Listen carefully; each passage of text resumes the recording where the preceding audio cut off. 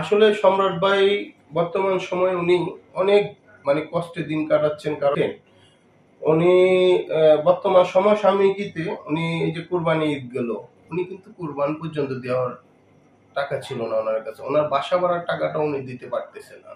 উনি এবং যে মামলাগুলা চলতেছে, এই মামলাগুলা উনি আইনিভাবে লড়াই করতেও টাকা লাগে, কিন্তু সেইখানেও উনি অনেক কষ্টে আইনি লড়াই করে যাচ্ছে। আপনারা জানেন, ইদানিং আপনার পত্র পত্রিকা মিডিয়াতে দেখতে পাচ্ছেন যে বিভিন্ন আমলা, প্রশাসনিক কর্মকর্তারা হাজার হাজার কোটি কোটি টাকার মালিক, কিন্তু একজন রাষ্ট্রনায়ক শেখ হাসিনার কর্মী হিসেবে তিনি কি পেয়েছেন আমার আমার দেখায়, কিন্তু তিনি রাষ্ট্রনায়ক শেখ হাসিনার জন্য কিন্তু নিজের জীবন উৎসর্গ করে বাজি রেখে কাজ করে যাচ্ছেন। এখনো আমাদেরকে সবসময় উনি নির্দেশ দেয় যে তোমরা যত প্রোগ্রাম আসুক, আমাদের নেত্রী যত প্রোগ্রাম থাকুক, তোমরা সবাই আগে উপস্থিত থাকবা সবাই।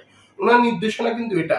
তবুও দেখেন, ওনার অর্থনৈতিক সংকটটা এত প্রকট হয়েছে যে বর্তমান সময় উনি অনেক অনেক অভাব অনটনে দিন কাটাচ্ছেন।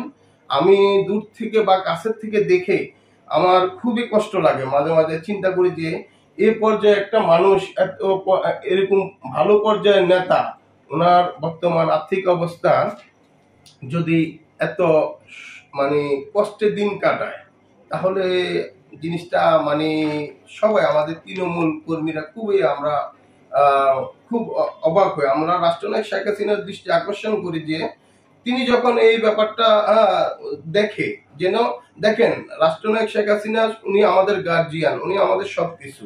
আরেকটা প্রশ্ন করি আপনাকে, এই যে সম্রাট ভাইয়ের ব্যাপারে যে কেসিনিও কেলেঙ্কারি দিচ্ছে, আসলে কিন্তু তদন্ত আইন থেকে শুরু করে প্রশাসনিক কর্মকর্তা থেকে শুরু করে সবাই কিন্তু তদন্ত করে